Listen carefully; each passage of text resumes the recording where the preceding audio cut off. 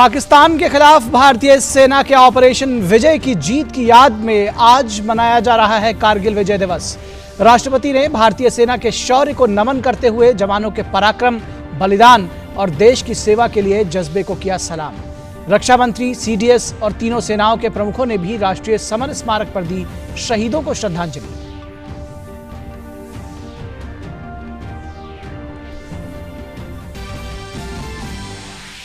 कारगिल विजय दिवस के मौके पर रक्षा मंत्री राजनाथ सिंह ने कहा, कारगिल युद्ध इस बात का सबूत है कि अगर कोई दुश्मन देश हम पर आक्रमण करता है तो हम भी उसे देंगे माकूल जवाब।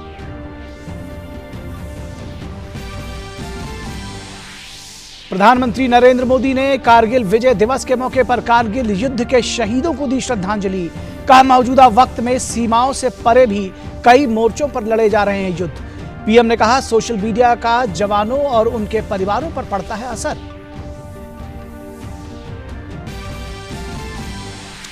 प्रधानमंत्री ने की कोविड-19 के खिलाफ देश की एकजुटता की भावना की सराहना। कहा, अभी भी कोरोना के खिलाफ लड़ाई है जारी। सभी से सावधानियां बरतने की अपील की। नकारात्मक सोच और नवाचारों के जरिए सकारात्मक सोच और नवाचारों के जरिए कोरोना संकट को एक अवसर में बदलने की बताई जरूरत।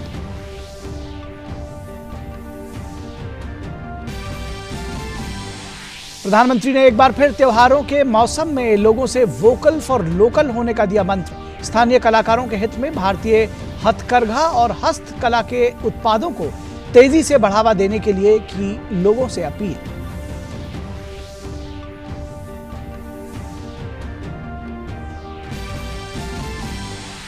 असम में बाढ़ की स्थिति में मामूली सुधार। राज्य में मरने वालों की संख्या हुई 97। बिहार में 10 जिलों में बाढ़ से करीब 10 लाख लोग प्रभावित। मौसम विभाग ने अगले 2 दिनों तक राज्य के कई इलाकों में भारी बारिश की जताई संभावना। मैं हूं निखिल सिंह और आइए देखते हैं क्या है अब इस घंटे के खास समाचार। आज कारगिल विजय दिवस के 21 साल पूरे हो गए हैं। साल 1999 में आज ही के दिन भारतीय सेना ने पाकिस्तान के खिलाफ इस युद्ध में जीत हासिल की थी। भारतीय सेना के बहादुर जवानों ने अपने अदम्य साहस से दुश्मन के दांत खट्टे कर दिए थे। आज के दिन को कारगिल युद्ध में शहीद हुए जवानों के सम्मान में मनाया जाता है। कारगिल विजय दिवस की 21वीं वर्षगांठ के मौके पर रक्षा मंत्री राजनाथ सिंह ने तीनों सेनाओं के प्रमुखों के साथ राष्ट्रीय युद्ध स्मारक पर शहीदों को श्रद्धांजलि अर्पित की।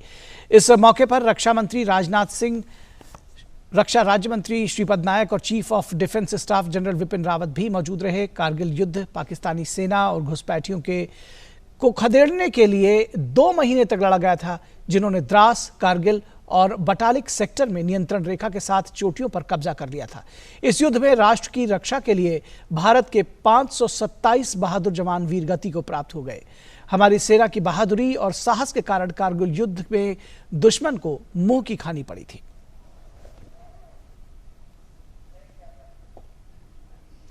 कारगिल विजय दिवस के 21 वर्षगांठ पर राष्ट्रपति रामनाथ कोविंद ने भी ट्वीट करके कहा कि कारगिल विजय दिवस हमारे सशस्त्र बलों की निडरता, दृढ़ संकल्प और असाधारण वीरता का प्रतीक है।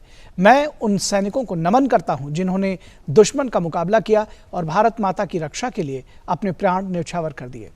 राष्ट्र सदा के लिए उनका और उनके परिवारजनों का कृतज्ञ है।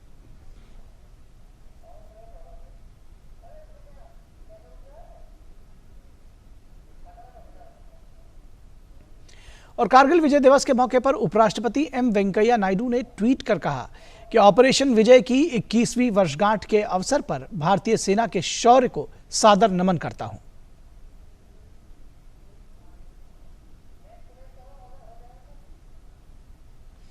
जिनके साहस और वीरता ने कारगिल युद्ध में राष्ट्र के लिए विजय कीर्ति अर्जित की। उपराष्ट्रपति ने कारगिल युद्ध में वीरगति को प्राप्त सैनिकों को श्रद्धांजलि देते हुए कहा कि देश की एकता और संप्रभुता की रक्षा के लिए अपना सर्वोच्च बलिदान देने वाले सैनिकों के शौर्य और उनके परिजनों के धैर्य के प्रति राष्ट्र सदैव कृतज्ञ रहेगा। और कारगिल विजय दिवस की 21वीं वर्षगांठ पर प्रधानमंत्री नरेंद्र मोदी ने ट्वीट कर कहा कि हम कारगिल विजय दिवस के अवसर पर हम हमारे सैनिकों के अदम्य साहस, दृढ़ संकल्प को याद करते हैं, जिन्होंने पूरी दृढ़ता के साथ 1999 में हमारे देश की रक्षा की। उनकी वीरता आने वाली पीढ़ियों को प्रेरित करती रहेगी। पीएम ने इस मौके पर एक वीडियो भी साझा किया।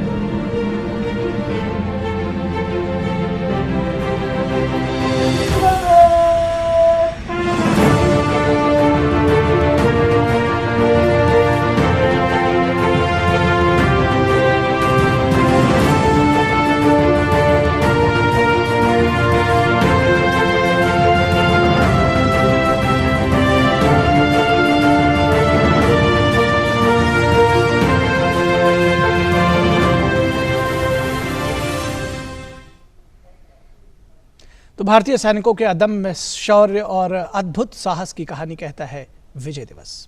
और रक्षा मंत्री राजनाथ सिंह ने भी कारगिल विजय दिवस की 21वीं वर्षगांठ पर देश के वीर सैनिकों को सलाम किया है। रक्षा मंत्री राजनाथ सिंह ने कारगिल विजय दिवस के मौके पर अपने संदेश में कहा कि देश की रक्षा को लेकर हमारे अंदर भावना और उत्साह आज भी उतना ही है जितना 21 साल पहले था। रक्षा मंत्री ने पूर्व प्रधानमंत्री स्वर्गीय अटल बिहारी वाजपेयी जी के राष्ट्रीय सुरक्षा पर दृष्टिकोण का जिक्र करते हुए कहा कि वाजपेयी जी ने कहा था कि हम किसी बाहरी दबाव के सामने नहीं झुकेंगे, हम एक जिम्मेदार राष्ट्र है। भारत राष्ट्रीय सुरक्षा के दायरे में जो भी कदम उठाता है वो हमेशा आत्मरक्षा के लिए होता है। तत्कालीन प्रधानमंत्री श्री अटल बिहारी वाजपेयी जी ने उस समय राष्ट्रीय सुरक्षा पर अपना जो दृष्टिकोण प्रस्तुत किया था उसका जिक्र मैं यहाँ करना चाहूँगा। उन्होंने कहा था, हमने यह साबित कर दिया कि हम किसी बाहरी दबाव के सामने नहीं झुकेंगे। हमने यह भी साबित कर दिया कि हम एक जिम्मेदार राष्ट्र हैं। राष्ट्रीय सुरक्षा के दायरे में हम जो कुछ भी करते हैं वह हमेशा आत्मरक्षा के लिए करते हैं, आक्रमण के लिए नहीं। और अगर दुश्मन देश में कभी हमारे ऊपर आक्रमण किया तो हमने यह भी साबित कर दिया कि कारगिल की तरह हम उसे मुंहतोड़ जवाब भी देंगे। और रक्षा मंत्री ने वन रैंक वन पेंशन जैसी कई योजनाओं और नीतियों का भी जिक्र किया जिन पर सैनिकों के कल्याण के लिए सरकार जोर दे रही है। अपने वेटरन्स की कुशलक्षेम और उनकी संतुष्टि सुनिश्चित करना यह हमारा परम कर्तव्य है और यह सरकार अपने कर्तव्य को अच्छी तरह समझती है। देश की सेवा का अवसर मिलने के साथ ही वन रैंक वन पेंशन जैसी पहल पर कार्य करना इसका एक उदाहरण है। ऐसे ही और भी कई उदाहरण हैं जिनमें हमारे वेटरन्स के वेलफेयर और उनके रीसेटलमेंट और हेल्थ केयर, पेंशन पॉलिसी, बच्चों की एजुकेशन, ग्रीवेंस रिड्रेसल सिस्टम के साथ साथ वर्तमान में आई महामारी यानी कोविड रेस्पॉन्स के लिए भी हमारी ओर से बड़े पैमाने पर प्रयास किए जा रहे हैं। और लद्दाख के द्रास युद्ध स्मारक पर भी आज करगिल विजय दिवस के मौके पर शहीदों को श्रद्धांजलि अर्पित की गई।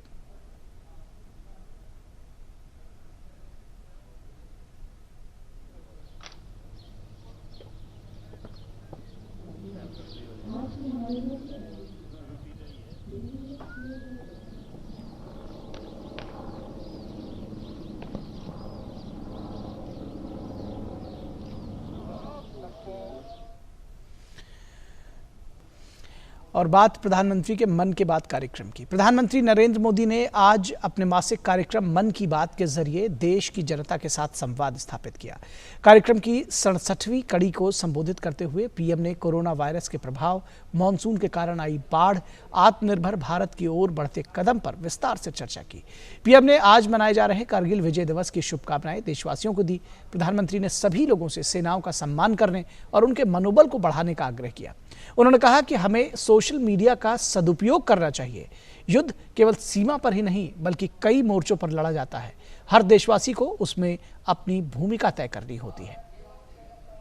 महात्मा गांधी का मंत्र था कि यदि किसी को कभी कोई दुविधा हो कि उसे क्या करना क्या न करना, तो उसे भारत के सबसे गरीब और असहाय व्यक्ति के बारे में सोचना चाहिए।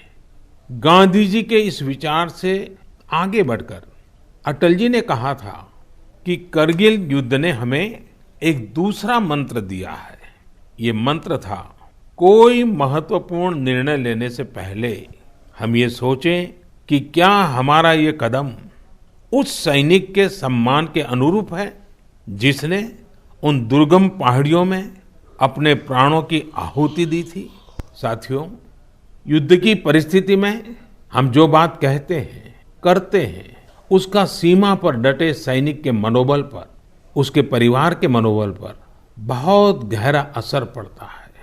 ये बात हमें कभी भूलनी नहीं चाहिए और इसलिए हमारा आचार, हमारा व्यवहार, हमारी वाणी, हमारे बयान, हमारी मर्यादा, हमारे लक्ष्य, सभी कसौटी में ये जरूर रहना चाहिए कि हम जो कर रहे हैं, कह रहे हैं, उससे सैनिकों का मनोबल बढ़े, उनका सम्मान बढ़े।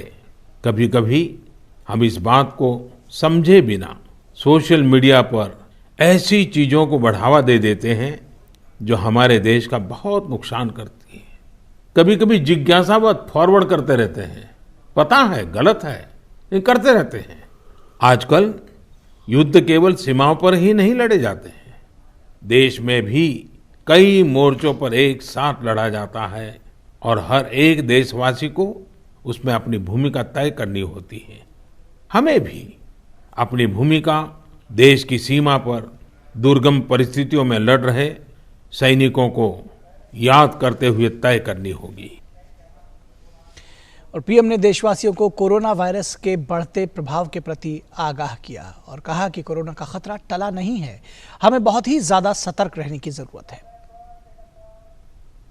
पिछले कुछ महीनों से पूरे देश ने एकजुट होकर जिस तरह कोरोना से मुकाबला किया है, उसने अनेक आशंकाओं को गलत साबित कर दिया है। आज हमारे देश में रिकवरी रेट अन्य देशों के मुकाबले बेहतर है। साथ ही हमारे देश में कोरोना से मृत्यु दर भी दुनिया के ज्यादातर देशों से काफी कम है। लेकिन साथियों, कोरोना का खतरा टला नहीं है। कई स्थानों पर यह तेजी से फैल रहा है। हमें बहुत ही ज्यादा सतर्क रहने की जरूरत है। मास्क से तकलीफ होती है और मन करता है कि चेहरे पर से मास्क हटा दें। बातचीत करना शुरू करते हैं, जब मास्क की जरूरत होती है ज्यादा, उसी समय मास्क हटा देते हैं। ऐसे समय मैं आपसे आग्रह करूंगा। लखनऊ ब्रेकिंग। पीजीआई थाना क्षेत्र में चोरों का बोलबाला, एक साथ कई दुकानों का शटर तोड़कर लाखों की चोरी। एलडीको चौकी से चंद कदम की दूरी पर प्रेम प्लाजा की कई दुकानों के शटर तोड़कर लाखों की चोरी। दुकानदारों में दहशत का माहौल। एलडीको प्लाजा की 2 दुकानों में हुई शटर तोड़कर चोरी। उत्प्रेठिया बाजार में भी दुकानों में हुई चोरी। दुकानदारों का आरोप, पुलिस रात में गश्त नहीं लगाती, पूरी रात चोर बिना किसी भय के एक एक दुकान का ताला तोड़कर लूटते रहे। उत्तर प्रदेश राज्य की सड़कों को गड्ढा मुक्त करने के लिए योगी सरकार के अभियान को सिर्फ कागजों पर ही गति मिल रही है। सड़कें गड्ढा मुक्त होने के बजाय गड्ढा युक्त होने के साथ दलदल सहित तालाबों में बदलती जा रही है। चूंकि गड्ढा मुक्त करने का अभियान सिर्फ कागजों तक ही सिमटा हुआ है, इसलिए सरकार भी झूठे आंकड़े दिखाकर अपनी पीठ थपथपा रही है, जबकि हकीकत में गड्ढा मुक्त सड़कों पर चलना आम जनमानस के लिए एक बड़े सपने जैसा हो गया है। सड़कें अब गड्ढा मुक्त होने की जगह दलदल और तालाब युक्त हो चुकी हैं, जिन पर चलते हुए आपके साथ कब कोई अनहोनी घटना घट जाए या जान से हाथ धो बैठे कुछ कहा नहीं जा सकता।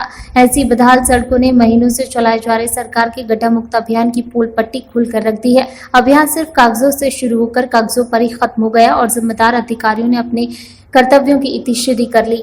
जी हां, आज हम बात कर रहे हैं जनपद हरदोई के विकासखंड कछौना की ग्राम पंचायत दीननगर से 5 किलोमीटर दीननगर कछौना रानीबाग तक संपर्क मार्ग की, जो खस्ता हाल होने के साथ साथ तालाब में तब्दील होकर हजारों ग्रामीणों के आवागमन में जीका जंजाल बन गई है।